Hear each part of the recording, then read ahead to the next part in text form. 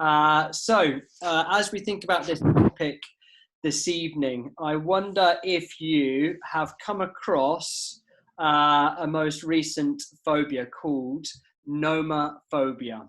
Anyone heard of the phobia nomophobia? So here's a definition of nomophobia.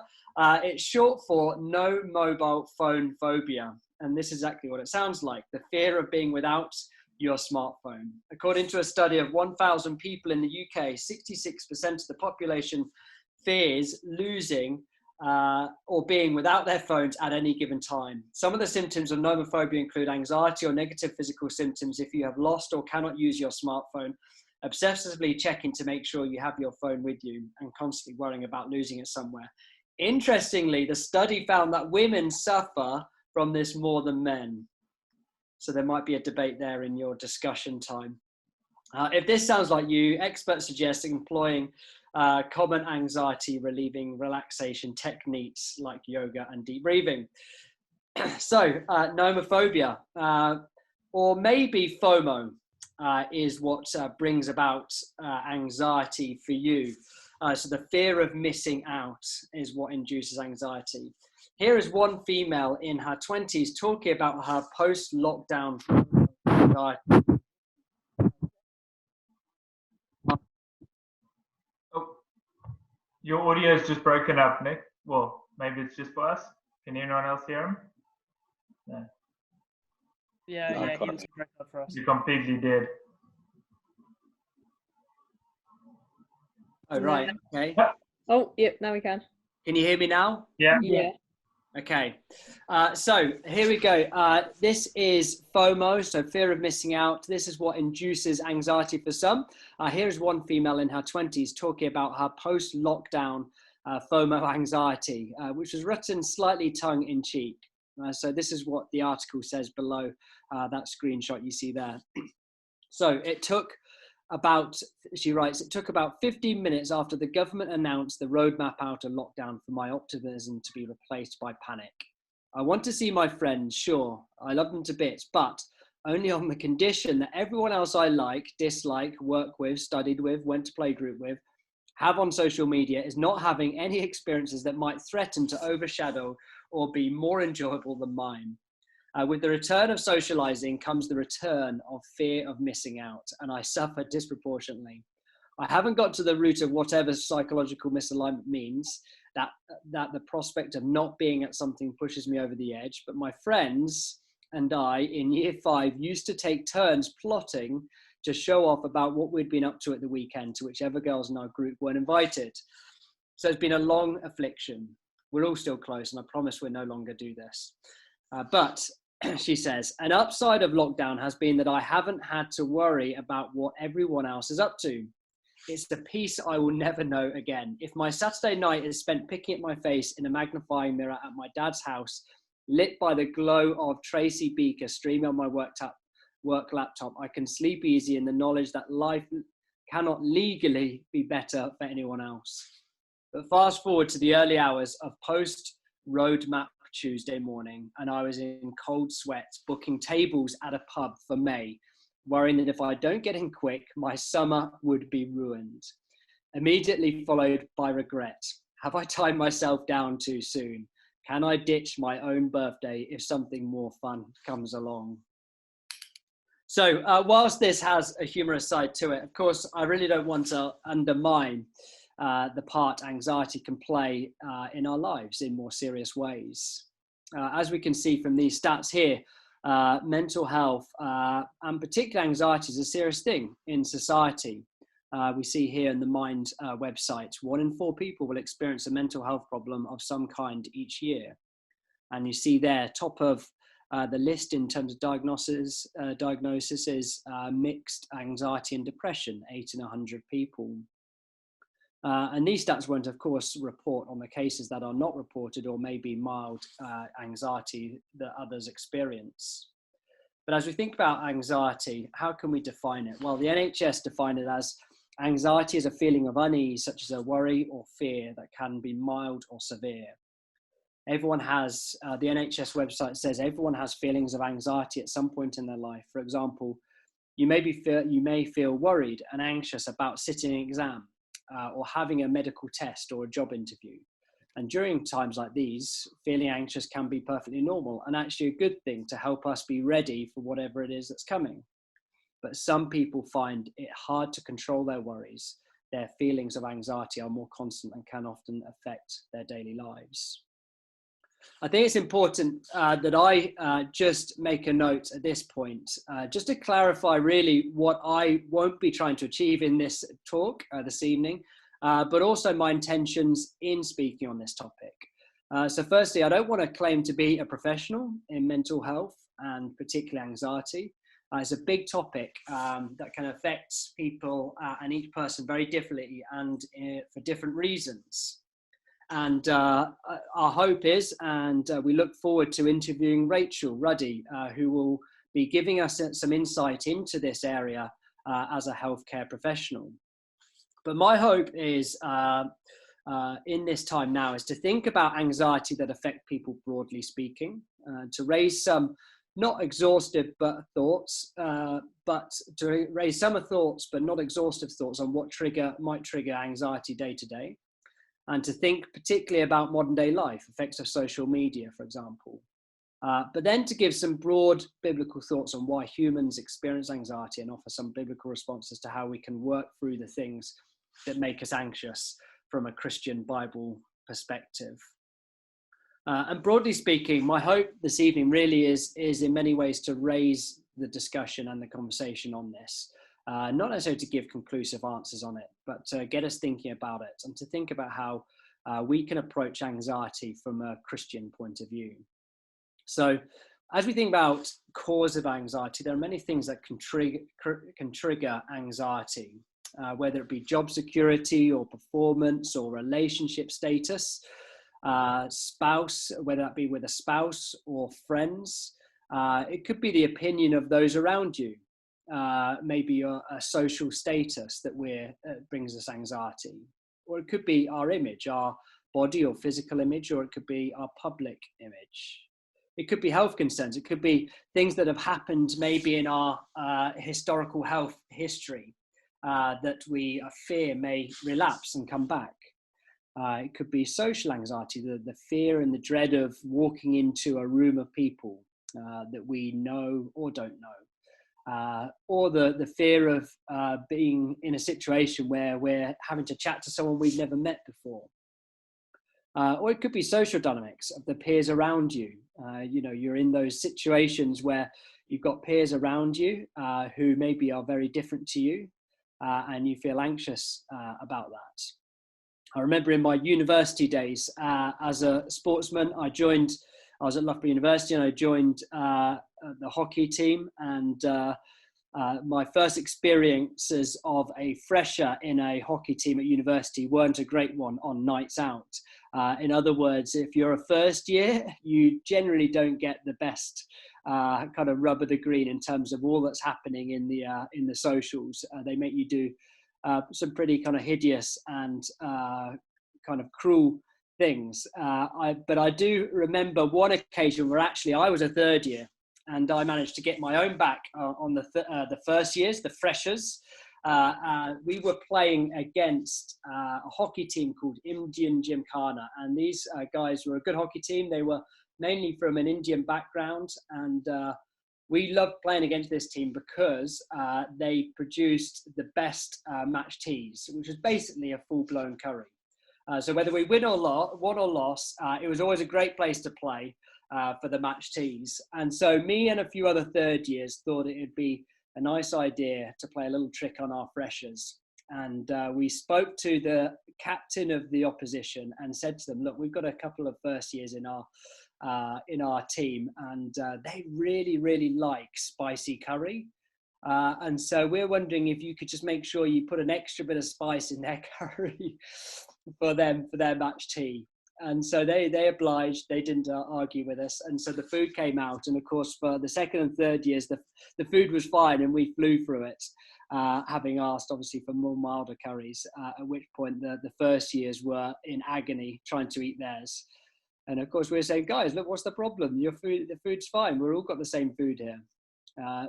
it did induce some anxiety for them, I think, going forwards. I don't know if it's social or food anxiety, but there's certainly some kind of anxiety there. But that can be actually a real thing, you know, amongst your peers. There can be an anxiety, especially if you're a Christian living amongst peers who aren't Christians. How does that work out on an evening out, on a night out, or in the lunchtime conversations when different things come up? And as we think about anxiety actually can manifest even when there isn't any known cause. It can be just something that is happening in our mind and in our lives day to day without anything particularly triggering it. Anxiety might also be induced in our kind of understanding in our relationship with God. Some may have a misunderstanding of who God is and how we relate to him. They may misunderstand the God of grace and forgiveness and misunderstand what Jesus done for us on the cross. An anxiety that God will perhaps bring bad on us here and now when we sin, when in fact a God of grace wants to bring love and forgiveness to us. So we can have anxiety before God as well. But all this that can bring anxiety in life creates in many ways voices or noise in our mind, the thoughts and feelings that we can't seem to escape. The question is, what about for those in their 20s and 30s, the so-called millennials or Generation Z, of which I do just about count myself, much to Mike's disagreement. I just about scrape, I think, into the millennials category. Some believe that millennials start in the birth date of year 84 onwards. I am 83, so I believe it starts a year earlier. Roy's in his 40s, so he's beyond 83. I'm only allowed to be here because Catherine's on, yeah. So, but for this generation, for the millennial generation, I did a Google search, what things make a millennial more anxious? And you'll see here on the slides, that's the Google type. And you can see there the headings, the titles of all these different articles. And it's, you see there, why millennials are most anxious generation in history. What is millennial anxiety? Why are millennials so anxious and unhappy? Generation panic. Why is there so much anxiety among us, among millennials? 8 habits that make millennials stressed, anxious, and anxiety among millennials is on the rise. Why are millennials so anxious? Millennial culture led to my crippling anxiety. So the question is why? You know, why are there so many articles being written about this? Why is there this understanding that actually our generation is more anxious? Well, Psychology Today believes that choice has compounded many of these areas of our lives. So Psychology Today writes that our attitude growing up as males was perhaps therefore not so much I deserve it, but rather I can have it. And this mentality pervades our adulthood, where the era of the drop-down and click menu presents an ever-expanding selection of consumer goods, media content, career possibilities, sexual partners, gender orientations, living spaces, lifestyles, educational pursuits, and diets. And choose we do. College students change their majors an average of 3 times before graduating. I wonder if you changed your degree. And nearly 6 in 10 employed millennials have already switched careers. Why? Because we can. Yet research has repeatedly found that despite our idealization of choice, we actually dislike too much of it. So when overwhelmed with options, we tend to regret our decisions, obsess over foregone alternatives, and simply not choose at all, or even just take all the options at once and flog ourselves. So I wonder and ask, has our generation been conditioned to believe that unless we make the perfect choices, we will be risking the possibilities of ultimate comfort, pleasure, happiness, and security? Or maybe it has become, in our generation, so achievable and accessible to gain happiness and comfort that when we don't have happiness and comfort, we don't know how to deal with it and think we have to sort it out. then when we realize that life cannot offer the deepest comfort, pleasure and happiness and security that we crave, it triggers us to be anxious about those things and doubt. Instead of seeking whether this is where God wants you and to work in your life, we get sucked into the millennial dream of comfort, happiness, and security, only to see it slip through the hands like sand. So the question I want to bring to us as we think about this now is, could the bottom line about all our feelings of dread and apprehension and uncertainty come down to the one thing, the fear of not being in control? See, in many ways, instead of the Western approach to controlling our destiny through our own means, education, health benefits, information that we have, resources we have, money, food, technology, we discover that much of life is actually not controllable, and it makes us anxious. If there's something beyond our control and we feel uncertain about the outcome, that's going to create anxiety within us. So there are things outside of our control, and so we start to work it all through in our mind. When we're uncertain about something that's currently going on in our lives, or when we're uncertain about things that have happened in our past and why these keep bothering us, or when we're uncertain about the future. And then we can add to this social media, the effects of social media, and we get closer to the crux of our title here this evening, as we think about the world around us and how the world around us often seems to have everything right for themselves. Of course, there are some benefits to social media. For those that have anxiety of facing social situations, there's an opportunity to connect with people. Or for those, if you think about the last year in lockdown, social media has played a massive role in keeping people connected. There's an opportunity to share great moments in our lives and celebrate different moments, to share prayer requests with friends and family. So there's many good things about social media, but most of us, I'm sure, at some point would have felt the need at some point to give up Facebook, Instagram, Twitter, even just for a period. And the question is why? One thing I would recommend, or one film I would recommend, is the film called Social Dilemma. It's on Netflix. It talks about the influence that social media has on our lives and the way social media tries to invade our lives. What I'm going to do now is I'm going to show you a clip from an interview by Simon Sinek. Okay, he's speaking here on the millennial question. And this particular clip here, which is 4 minutes long, talks about the effects of social media on teenagers and young adults as they're growing up. So let's just take a look. Now let's add in technology. We know that engagement with social media and our cell phones releases a chemical called dopamine. That's why when you get a text, it feels good, right? So, we've all had it when you're feeling a little bit down or feeling a bit lonely. And so you send out 10 texts to 10 friends, hi, hi, hi, hi, hi. Because it feels good when you get a response, right? Right? It's why we count the likes. It's why we go back 10 times to see if my Instagram is going slower, did I do something wrong? Did they not like me anymore, right? The trauma for young kids to be unfriended, right? Because we know when you get it, you get a hit of dopamine, which feels good. It's why we like it. It's why we keep going back. Dopamine is the exact same chemical that makes us feel good when we smoke, when we drink, and when we gamble. In other words, it's highly, highly addictive, right? We have age restrictions on smoking, gambling, and alcohol, and we have no age restrictions on social media and cell phones, which is the equivalent of opening up the liquor cabinet and saying to our teenagers, hey, by the way, this adolescence thing, if it gets you down. But that's basically what's happening. That's basically what's happening, right? That's basically what happened. You have an entire generation that has access to an addictive, numbing chemical called dopamine through social media and cell phones as they're going through the high stress of adolescence. Why is this important? Almost every alcoholic discovered alcohol when they were teenagers. When we're very, very young, the only approval we need is the approval of our parents.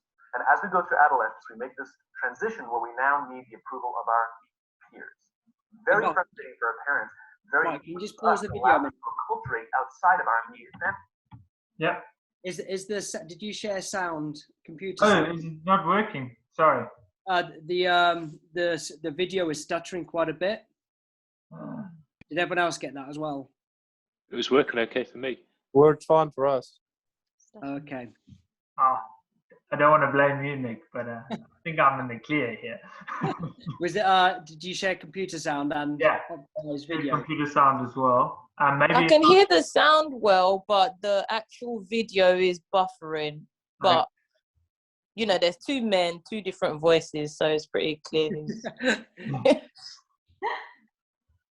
You can start the video. You have to continue on that. Sorry. That's right. You can start it from where it is. Keep it from where it is. Yeah. Now let's add in technology. We know that engagement with social media and our cell phones releases a chemical called dopamine. That's why when you get a text, it feels good, right? So, you know, we've all had it when you're feeling a little bit down or feeling lonely. But that's basically going through the high stress of what we need is the approval of our parents. And as we go through adolescence, we make this transition where we now need the approval of our peers. Very frustrating for our parents, very important for us. It allows us to acculturate outside of our immediate families into the broader tribe, right? It's a highly, highly stressful and anxious period of our lives, and we're supposed to learn to rely on our friends. Some people, quite by accident, discover alcohol and numbing effects of dopamine to help them cope with the stresses and anxieties of adolescence. Unfortunately, that becomes hardwired in their brains, and for the rest of their lives, when they suffer significant stress, they will not turn to a person, they will turn to the bottle. Social stress, financial stress, career stress, that's pretty much the primary reason why an alcoholic drinks, right? What's happening is because we're allowing unfettered access to these dopamine-producing devices and media, basically it's becoming hardwired, and what we're seeing is as they grow older, too many kids don't know how to form deep, meaningful relationships. Their words, not mine. They will admit that many of their friendships are superficial. They will admit that their friends, that they don't count on their friends, they don't rely on their friends, they have fun with their friends. But they also know that their friends will cancel on them if something better comes along. Deep, meaningful relationships are not there because they never practice the skill set, and worse, they don't have the coping mechanisms to deal with stress. So when significant stress starts to show up in their lives, they're not turning to a person, they're turning to a device, they're turning to social media, they're turning to these things which offer temporary relief. We know, the science is clear, we know that people who spend more time on Facebook suffer higher rates of depression than people who spend less time on Facebook, right? These things balance. Alcohol is not bad, too much alcohol is bad. Gambling is fun, too much gambling is dangerous, right? There's nothing wrong with social media and cell phones. It's the imbalance, right? If you're sitting at dinner with your friends and you're texting somebody who's not there, that's a problem. That's an addiction. If you're sitting in a meeting with people you're supposed to be listening to and speaking, and you put your phone on the table, face up or face down, I don't care, that sends a subconscious message to the room that you're just not that important, right? That's what happens. And the fact that you cannot put it away is because you are addicted, right? If you wake up and you check your phone before you say good morning to your girlfriend, boyfriend, or spouse, you have an addiction. And like all addiction, in time, it'll destroy relationships, it'll cost time, and it'll cost money, and it'll make your life worse, right? So you have a generation growing up with lower self-esteem that doesn't have the coping mechanisms to deal with stress, right? Now you add in the sense of impatience, right? They've grown up in a world of gratification. You want to buy something, you go on Amazon at a rush. Good stuff. So it's an interesting video. It's one that's been around for a few years now. You may have seen it.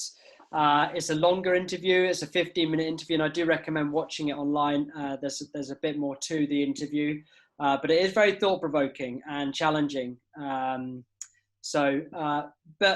as we think about social media, yeah, like it has the capacity to give us kind of a window into everyone else's life. And so you see all the great things your Facebook or Twitter friends are posting, and that may make you feel left out or inadequate. And the same thing for seeing how many likes or comments or others that others get on their post compared to your own. Social networking sites may make you think about all the things you don't have in your life as you see others and what they're achieving or the things they have in their life, whether it be partner, children, job, career, and things like that. Psychology today talk about the double anxiety of social media. And they say the data shows that whilst many people who use social media a great deal are anxious, when they are not using social media, they turn to social media to reduce this withdrawal anxiety and end up with another form of anxiety produced by engaging with their digital platforms. So the implications for mental health of this double anxiety whammy are clear. And research even suggests that some people turn to alcohol to reduce their stress levels whilst they are posting on social media. And so there's, the results of and the issues of anxiety will be felt in our lives. Proverbs 12:25 says, anxiety in a man's heart weighs him down, but a good word makes him glad. So we know, I'm sure all of us who have experienced anxiety will know that kind of effect, negative effect in our lives. Anxiety divides our mind, and anxiety slows our productivity as it kind of monopolizes our mind, and we can't escape things to be able to focus on other things. It affects our personal relationships with other people. We know those who are maybe anxiety ridden, and every time we see those individuals, they unload the things of their lives and that they're anxious or concerned about, and never really dealing with them. Anxiety leads to unwise decisions. When a person is anxious, they have a tendency to jump ahead. If I don't do it now, I may miss it. Or if I don't marry him now, I'm going to miss out. People make unwise decisions because they're anxious about an uncertain future and missing out on opportunities that may not come again. It's true to say also, anxiety steals your peace and joy. You can't have joy and be full of anxiety. You can't have peace and be full of anxiety. See, to have peace means to be bound together, whereas anxiety means to be kind of pulled apart. So you can either have one or the other, but you can't experience both. And anxiety is a terrible waste of time and energy. When you're frustrated or anxious and uncertain about things, you can't do your best. You won't feel your best, as this will lead to consequences you really and truly don't want in your life. But the question is, how can we make sense of this from a biblical point of view? Why do we experience anxiety? Well, the Bible doesn't give a complete direct answer to this, but I do think there are some helpful Bible texts for this. One verse that is helpful and helps us get into the Bible's thinking on this is John 10, verse 10, where Jesus says this: the thief comes only to steal and kill and destroy. I came that they may have life and have it abundantly. The thief that Jesus refers to here, the devil, comes to steal and destroy. He wants to do everything he can to bring misery to our lives and to ultimately steal us away from God. And anxiety is one of his tools to do that. But what is Jesus referring to here as he thinks and talks about the thief that comes to steal, kill, and destroy? Well, he's referring to Genesis 3, where we see the first fall of humanity. Remember in Genesis 2, humanity, Adam and Eve, were given the command from God to not eat from the tree of good and evil knowledge. They were told they could enjoy every tree in the Garden of Eden and enjoy all of life, but it was under the trusting obedience to God their Father. And they were to be obedient by not eating from the tree of good and evil knowledge.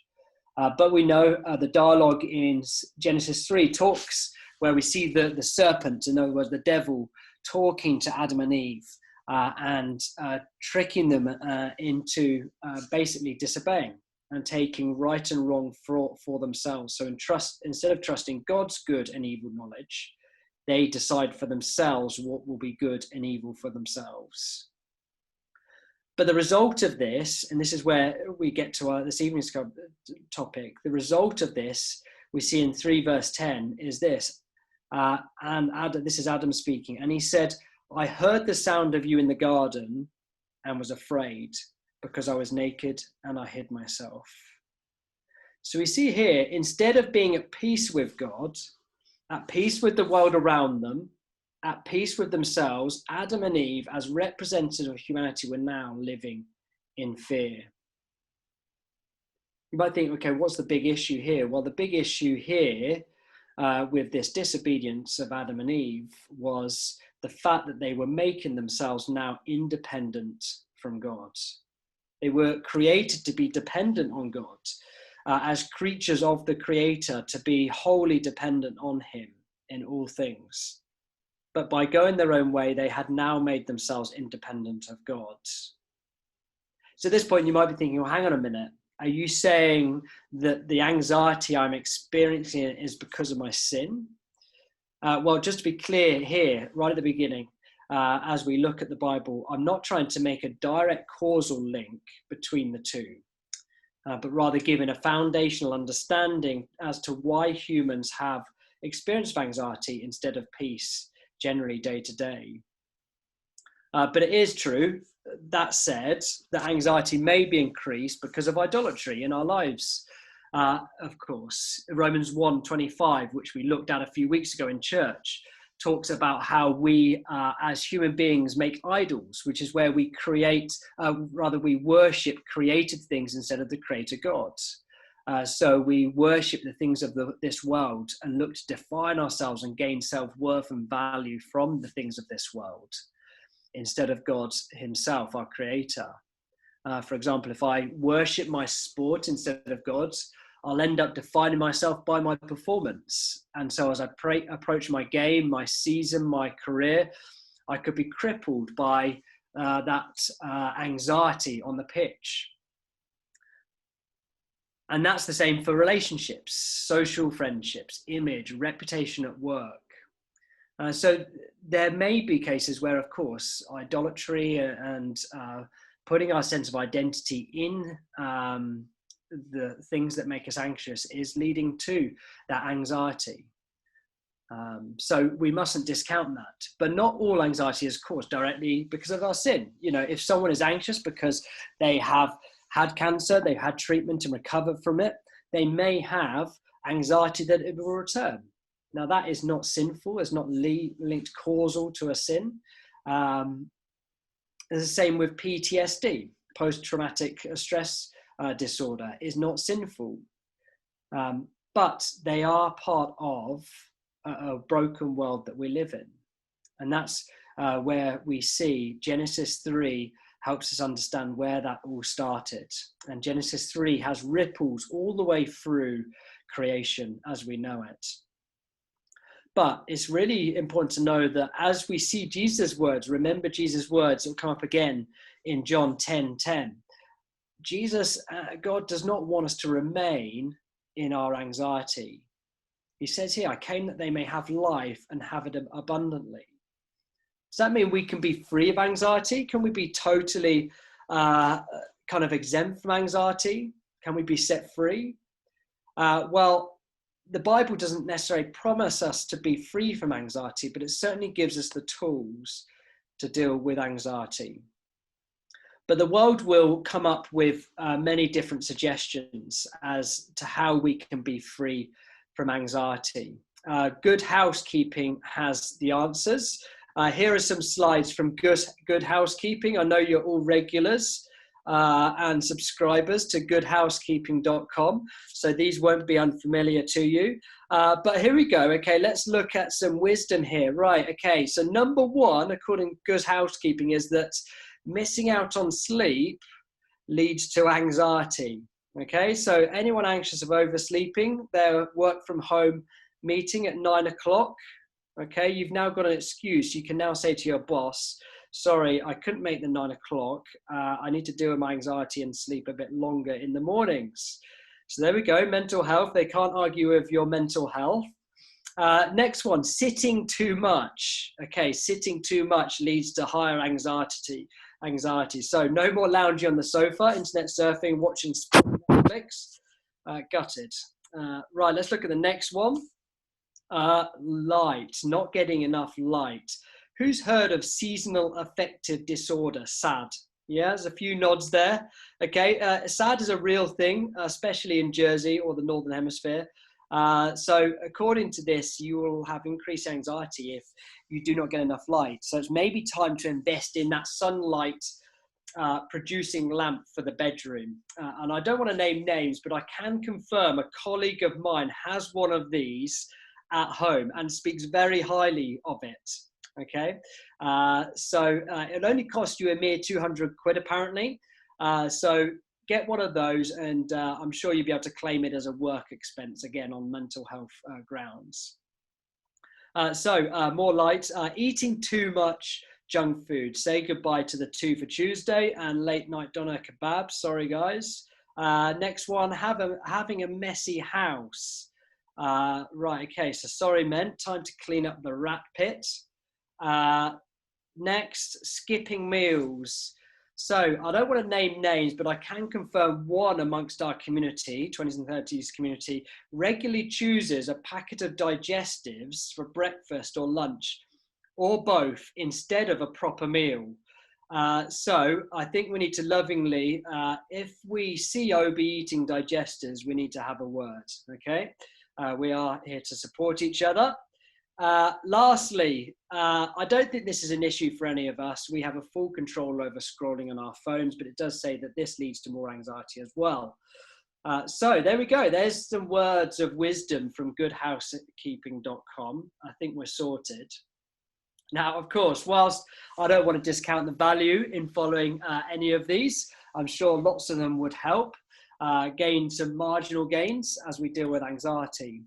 But my belief really is that they're only really papering over the cracks. And the issue is that because the issue is, as we think about anxiety, there are so many variations as to what causes anxiety and why. Therefore, because there are so much variations in the causes and the reason for anxiety, it's hard to offer solutions that bring about a controlled anxiety life. But I do believe the Bible has the answer to anxiety. Why? Because the Bible is primarily dealing with the heart change before any behavioral change. And you could apply many behavioral exercises, techniques, mindfulness practices, lifestyle, but they will only treat the surface issue and not get to the heart. And the heart of the matter is our relationship and dependence on God. You see, that is what God wants to bring us back to, and ultimately a relationship where we are dependent on Him. So why does God allow us to experience anxiety? Maybe it is there to bring us back closer to Him, to trigger our need to be dependent on Him. And we see this quite clearly, actually, in the life of Jesus at the moment He comes the night before his ultimate death on the cross. And so you'll see it up on the screen come up in the Garden of Gethsemane.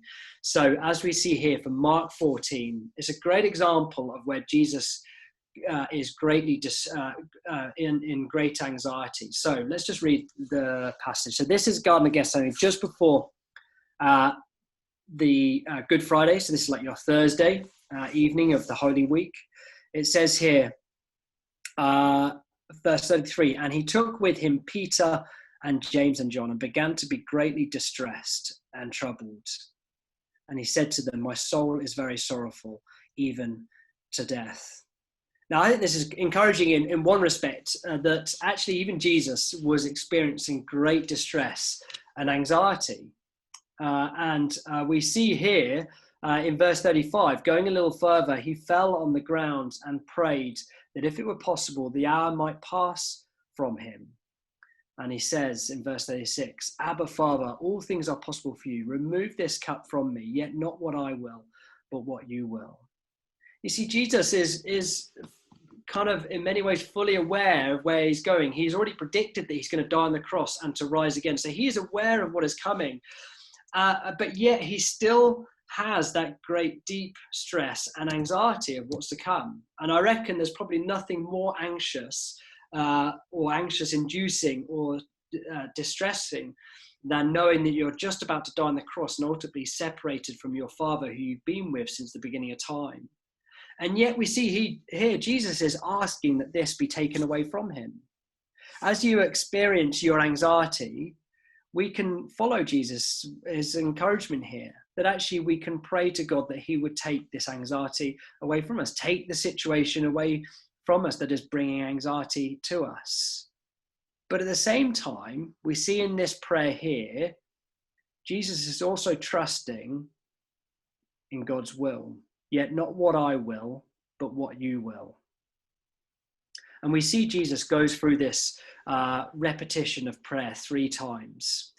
And you would have thought in this state where he is greatly distressed and troubled, he's sorrowful even to death, that he's ready to kind of tap out here and to pull out of what's just about to happen.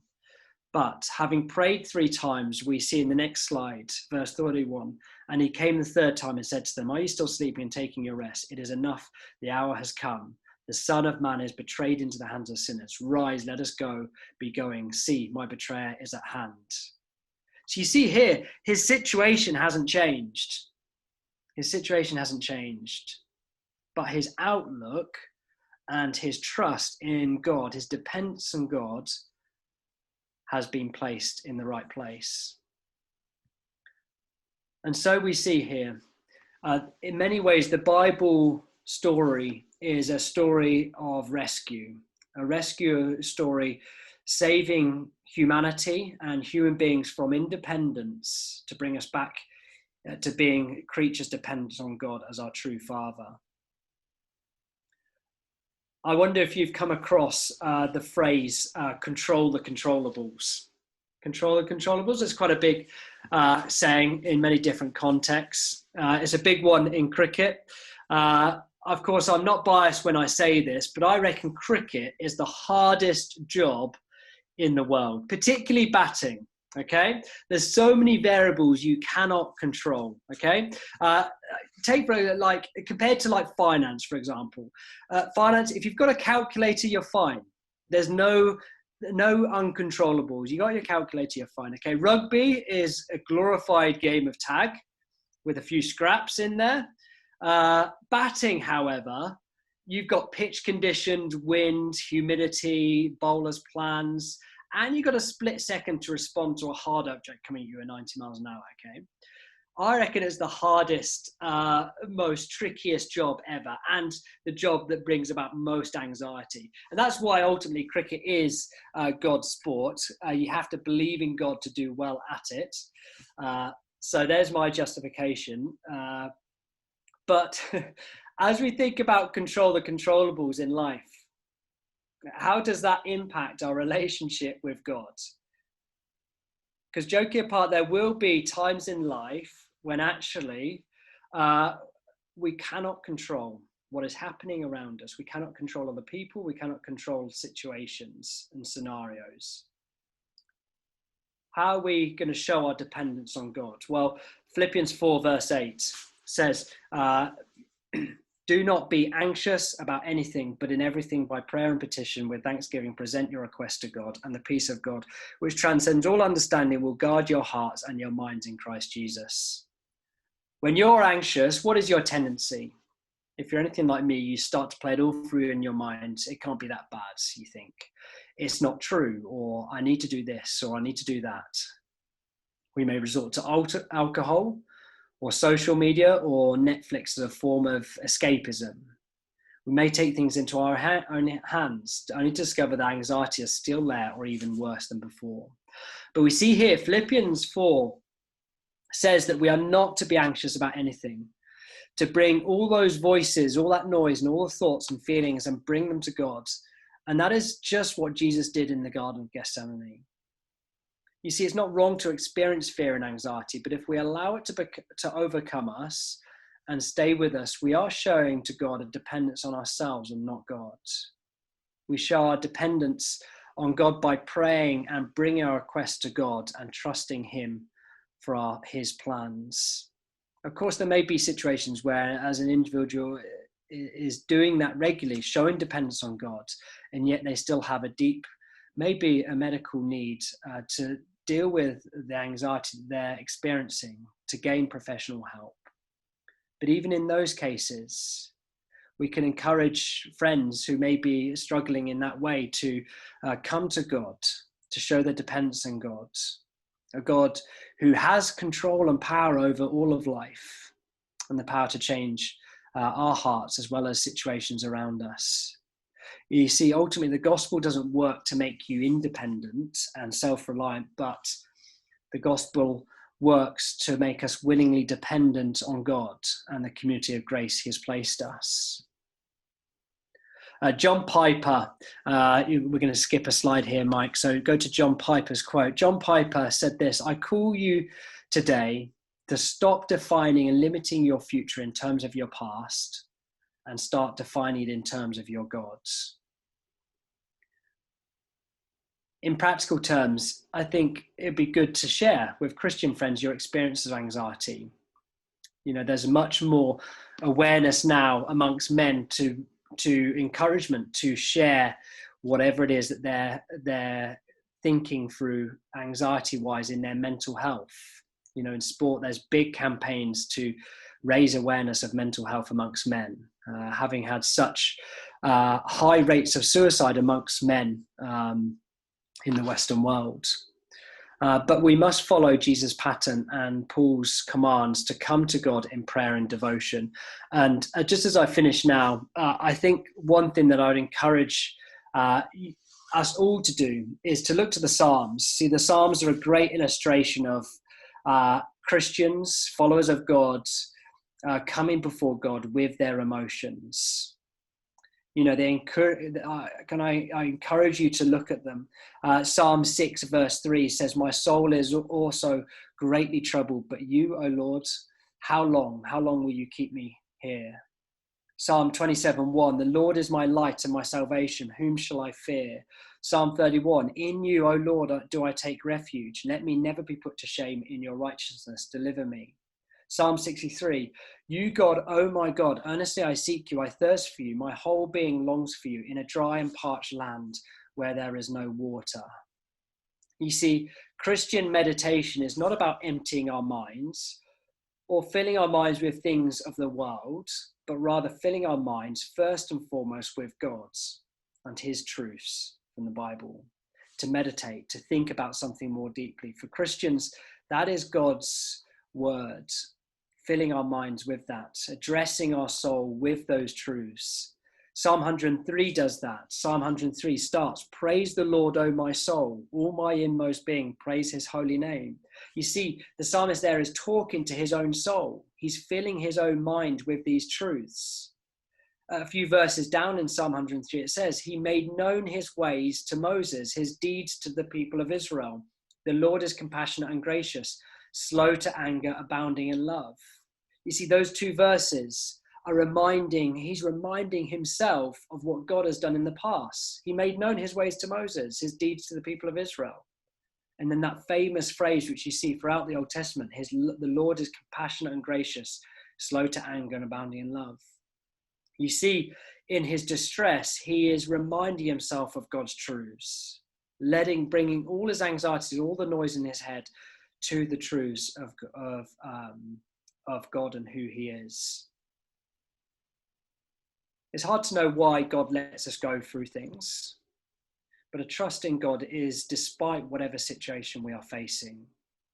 Tim Keller said, "If Jesus is God, then he's got to be great enough to have some reasons to let you go through things you can't understand." You know, as I finish now, we won't have full control in our lives, but I think maybe that is the way God has ordained it. We won't have full knowledge of the future, but the sooner we realize that, the sooner we can turn our trust to God instead of our own resources.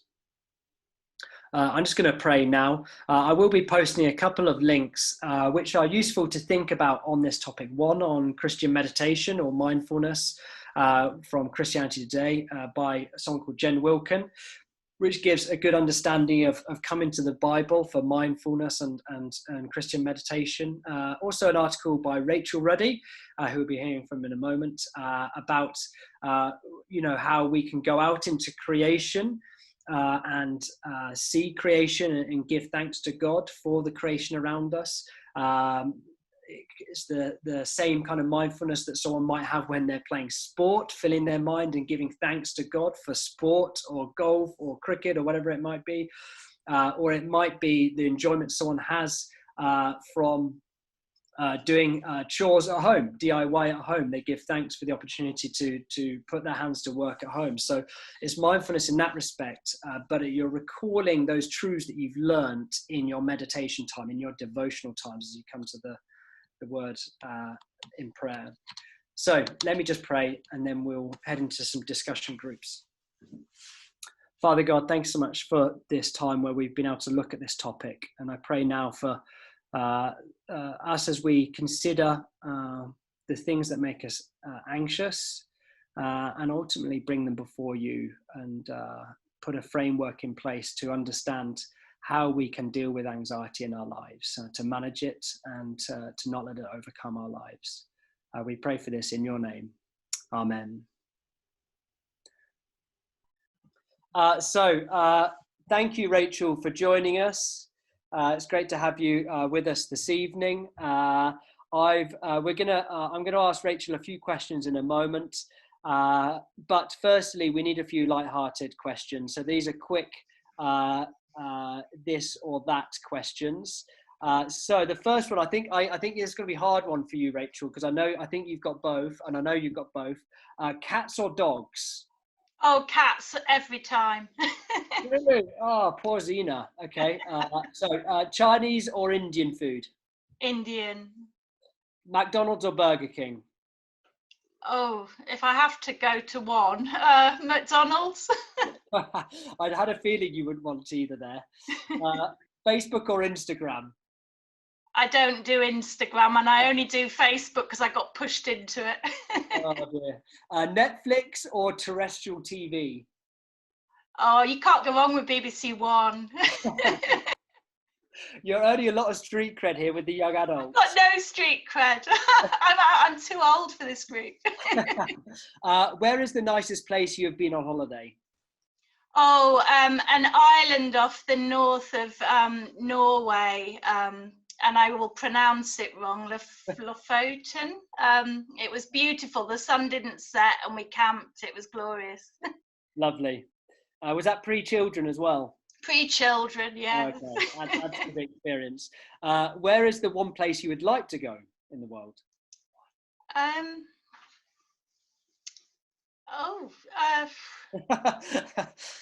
not a massive traveller. I'm more into meeting people than going places, I think. Oh, really? Great. Well, at least in lockdown, you haven't missed or had FOMO for not being able to travel, so that's a good thing. Lovely. Okay, so Rachel, tell us a little about yourself, family, where you're from, and how you ended up in Jersey. Yeah, so I'm I'm a doctor. So I trained in Leeds, which is where I met my husband. I also did a psychology degree, and then I went into psychiatry as a career. And stopped taking exams somewhere in my 30s, but worked in some really diverse jobs around Leeds and Bradford and other cities up around there. Worked in lots of different parts of psychiatry with all different age groups, did some drug and alcohol work in Bradford, which was pretty dire, but very rewarding. Worked with a homeless team for a while. And then I got my first consultant job in Cheshire, which was massively different. I worked there for 10 years. I was particularly interested in the overlap of physical and mental health symptoms. So I worked in a general hospital with people with both symptoms, people who'd got, people who came to A&E with mental health crisis, but also people who had dementia or had cancer or had long-term physical health conditions and were struggling with them. Didn't know what I was walking into in a morning. It was a very varied job. And then I did that for 10 years, and was really ready to leave. The NHS started cutting lots of budgets and was not the money that there had been for my team, and prayed a lot about it, and God opened up an opportunity in Jersey, and it came along at the right time, and we felt it was where God wanted us to be. So we came to Jersey, and that was about 18 months, nearly 2 years ago. Great stuff. And so you're working full time, and I know John's working full time, your husband. You've got 4 children, so life must be pretty busy. Have you? Yeah, I don't quite work full time. I work 0.8, so I do have a day off, which is a blessing. I think that's justified with your work-life balance. Have you enjoyed moving to Jersey as a family? Oh, it's lovely. I mean, how can you go wrong with 30 beaches? It's I mean, it's been a lovely place to move to. I think moving to a new place is always difficult, and I think you leave a lot of good friendships behind, and for the children it's been a bit unsettling, but they seem to have settled now. And working in Jersey Health Service is not at all like working in the NHS. Well, a little bit behind, I think I would say, but lots and lots of scope for things to improve, and people are very keen, and people are very friendly. So okay, can you give us I know your job and your day job, or what your day looks like, must be very diverse and broad. Can you give us a little glimpse of what kind of your job looks like on the ground? Yeah, so I do lots and lots of different things in my job at the moment. I'm responsible for all the perinatal psychiatry, which is all pregnant women and women in the sort of first couple of years following birth who develop mental health problems. It's much more likely that you'll get an anxiety disorder or depression in that time frame if you're a woman, unfortunately. I also do some old age psychiatry, so I work in the general hospital with people with dementia and other conditions, and then I cover all, at the moment, although this is about to change, all the referrals into adult mental health at the moment. So anybody who's referred from their GP comes through the team that I work in. Okay, great stuff. So we've heard a little bit about kind of your career path and kind of where you've been in your healthcare career so far. It'd be interesting to know what are some of the common factors that bring patients to needing help with anxiety, particularly, and maybe for 20s and 30s. Is there anything particularly for 20s and 30s that arises in terms of the cases you're kind of working with? So what I would say is the people I work with have a significant anxiety disorder. So I think tonight we've been talking about anxiety generally. And so people who come to see me are people who've been referred by their GP because the GP can't manage their care. So it's more extreme ends. I did have a few slides on this. I don't know whether the slides are on there because it's sometimes easier with a picture. Yeah. Yeah, so not that one, next one. No, next one. Yeah, that one. So anxiety is not just one thing. It's classified in different ways, and there are different types of anxiety. So some people just feel generally anxious all the time. Some people have panic attacks. Some people have what we call is obsessive compulsive disorder, where they have obsessions or compulsions. Some people have social anxiety disorder. We don't see many people with specific phobia. They tend to go more to psychology. And then post-traumatic stress disorder. So it can really be varied, and it's often not just anxiety. People come with anxiety and depression, or have a substance misuse problem, or an eating disorder. Lots of our conditions overlap. And what brings people, well, it's that they've got to a point in their life where they're not functioning well, and that they really need some professional help. Okay. Have you found that there has been an increase in those experiencing anxiety or mental health problems in the UK? And what do you think may have led to that increase, if there is an increase? So this graphic, I put this graph in just because I think we are seeing a massive increase in our sort of children and young adults population, but not so much in the older population. And actually this graph almost shows that it's not increased massively. This is done by the Health and Safety Executive in the UK, and they looked at people who were having time off work with stress, depression and anxiety. So although you can see it's ticking up towards the end, actually it's fairly flat before that. So so that was just to show that sort of actually people giving that as a reason for being off work, yes, it's gone up in the last 5 years, but maybe not so much before that. And if you look worldwide, America has got a much bigger problem with this than we have.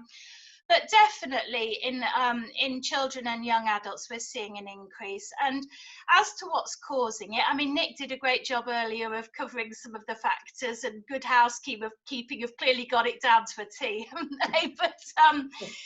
But there was a really good systematic review that was done in 2019. This is where they kind of gather all the evidence together and kind of try and make sense of what's going on. And this was looking at social media and things. And what they were saying really is that they know that social media use has increased, and they know that depression and anxiety has increased. But as to exactly how X goes to Y, it's complicated. And certainly one of the things that they find mediates that is to do with sleep. So sleep is a massive part of staying well with your mental health, and social media can massively interfere with that. But also kind of you can use social media and feel supported by your friends on there, or you can use it and feel criticized. So it was also kind of around how you feel about your use of social media was massively important in people's mental well-being. Yeah, so I mean, I could talk at length about that. There's loads written about it, and I think really we don't have the answers. What I would say is that this slide here is brilliant for understanding what causes a disorder in general. And we all have genetic vulnerability. We have things that are going on in our brains. We have particular physical health problems, the way we've been brought up, the way we've been taught to cope with things, the way we deal with conflict, the way we understand the world. You know, all kinds of things will affect whether we're vulnerable to developing any kind of mental disorder. And then generally, there'll be some kind of stress that will push us over the fence to developing it. So, and this I'm talking about somebody who would come and see me. So not just getting anxiety in general, but somebody who would get a severe anxiety disorder. So here it could be that they've had a disease. So we know that when people get a nasty diagnosis, they're more likely to get anxiety. They could have been using substances of some kind that can sort of cause this. Or it could be something like their marriage has broken down, or they've lost someone, or they've been in court, or something traumatic's happened to them, or they just feel out of control. So this model of understanding disorder is really helpful. You have a vulnerability, you have a stress, you might get a disorder. Okay. And then also the next slide, I think it's the next one. This is helpful, and this is a model that we use for kind of explaining to people when they come along. We say that you are like a bucket, and the size of your bucket and what you can cope with will be influenced by how your life has been, and by those genetics, and you know, by what's going on in your life at the moment. So Sarah's bucket might be a bit smaller at the moment because she's dealing with 3 young children, but it might grow again in time. And you've got stress constantly flowing into your bucket, and you're constantly letting stress out of your bucket. And you've got to make sure the tap is open, otherwise you're going to overflow. So some of the things that Nick talked about there to do with God are really relevant to this, because God is a way of opening that tap and helping you kind of you know, have really good coping strategies, you know, ways of having prayer times, having times of sort of downtime, time with God. That's a way of opening your tap and letting a bit of that stress out. And what are some of the ways that you help as a professional help patients, you know, as they maybe come to you with more kind of serious disorders or experiences, in what ways can you help them with anxiety? Yes, I suppose this is the first part really, Nick. It's helping people understand what's actually going on for them, because sometimes people feel like they're losing their mind, or that, you know, what on earth is happening here, and helping them have some kind of understanding of what might be happening and why, and that it's not their fault is really important. If you go on to the next slide, we often, you know, we tend to try and sort of stick things in boxes. So we might say, well, this isn't like a physical disorder, this is a mental disorder. But with anxiety, it massively affects you physically as well as mentally. And helping people understand and make the links between that and what's going on in their own body is really helpful. You know, the way you think about things, the way it will affect how you feel, and it will also affect your physical health, and it will affect the way you behave in situations. So a lot of explanation goes into how we help people. A big thing about anxiety is it's all about living in the future. What if this happens? And helping people to live more in the now and more in the present is a massive part of treatment. So explaining all of this is helpful. We also use medication, which can be helpful and is really important. And about 60 to 70% of people will respond to the first medication they're given when we begin seeing people. Psychological therapy is really important. So that's using some of these models that I've talked about and building on them and helping people explore what's going on for them so that they can find their own help and solutions. So that last diagram we had, that was cognitive behavioral therapy that was based on, and that's about understanding the way we think about the world and the way we behave in the world affects how we feel. And that we don't just go with feelings, we need to go with examining our thinking. And we see this in the Bible. We're told to take every thought captive and kind of render it unto God and to think about it. And so using a Christian perspective on this and thinking, what does God say about this? You know, does this fit with who God says I am in Christ? That is a really important sort of process of this for a Christian.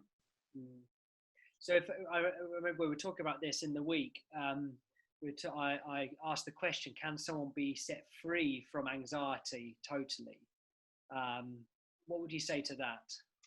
Yeah, some people get completely better. It really depends what's happened for them that's brought them to us, because if that massive stress that's tipped them over the edge into having a disorder is something which can be worked through or helped, then yes, they may get completely better. But when we think about, if you put the next slide up, when we think about a lot of mental disorders, it's much better to think about recovery than to think about treatment. Some things are easily helped and some people get completely better. But many things, like people who have a bad back or asthma or diabetes or any other sort of long-term health condition, require good looking after yourself. They require following medical advice. They follow, and it's thinking about that as a journey. And as Christians, we can massively relate to this. We are all broken people. We are journeying towards trying to be like Christ. So if anything, we should really be able to journey well alongside somebody who's trying to cope with a chronic condition as well, because we know it won't go away, and sin is a fairly chronic condition that we're all battling against on a daily basis. So that's what I would say about it. Some people do get completely better. Some people, it's a niggle that stays with them and they have to work at continually to keep well. Yeah, okay. So on that note of like how we can support each other in the community and within a church community and 20s and 30s community, how could a Christian help their Christian friend dealing with anxiety, no matter what kind of level it might be in seriousness? Yeah, so I've just put a few things down here. I think prayer is really important. Praying for each other shows we care for each other, but I think you have to be careful with this, because we have to pray for complete healing. We believe that God will heal people, but also when people have been ill for quite a long time, they don't always want you to pray for complete healing. They want you to pray for something else that's going on for them. It might be for their family, or it might be for a specific aspect of something that's happening for them at the moment. So it's just really important to be sensitive with that about, you know, what would that person like you to be prayed for at the moment. And sometimes people want you to pray with them there and then. Some people just want to know you're praying for them more generally. I think the church is just such a wonderful gift to the world. Where else in the world do you see a group of complete strangers from different walks of life getting on with each other? You don't. We are a model to the world that is attractive, and people are lonely and disconnected despite all their social media. And it's not only that we want to connect them with God, but actually connecting them with a group of people who can be around them is a wonderful gift. But again, there's a sensitivity to this, because somebody with an anxiety disorder may not feel comfortable walking into a large church service. It may be that you meet them outside and go in with them, or it might be that you start them off coming to a small group to start, a house group to start with, or a group like this, the 20s and 30s group, because it's smaller, it's less intimidating. Or actually, some other people might find the complete reverse. They'd rather be anonymous in a church service. So again, it's a sensitive approach to that. I think that the more we know the truths about God and who he is, and that he's not distant, and that he is a loving father who wants to engage in our lives, and the more we know the truths of the Bible about who we are in Christ, that we are secure, we're accepted, we're significant, that combats so many of people's fears about things that are lacking in their lives, their purpose and their meaning. So reading the Bible is really key to this, and if that can be done in one-to-one settings or group settings, that's great. Just kind of support, general support, understanding what's going on in their lives rather than needing to know all the ins and outs of their illness is sometimes helpful. Journeying alongside people, not judging. You know, sometimes you hear, you know, if you pray a bit more, you'll get better. It's not true. You know, you might never get better, but praying a bit more is good anyway. You know, helping people engage with the right professional help is important. Also, you know, it can be hard supporting people who have long-term mental health problems. So having a group of people around someone is helpful, so you're not doing it all alone. And being really confidential about what people tell you builds trust and is important. And there is no such thing as total pastoral care. Everything we do as a church should be pointing people to God. It's not about us solving anyone's problems. The only one who can solve all these problems is God. Lovely. Thank you so much, Rachel. It's been really interesting to hear kind of your insight and kind of knowledge on this topic. And I know there's so much more that can be spoken about on the topic.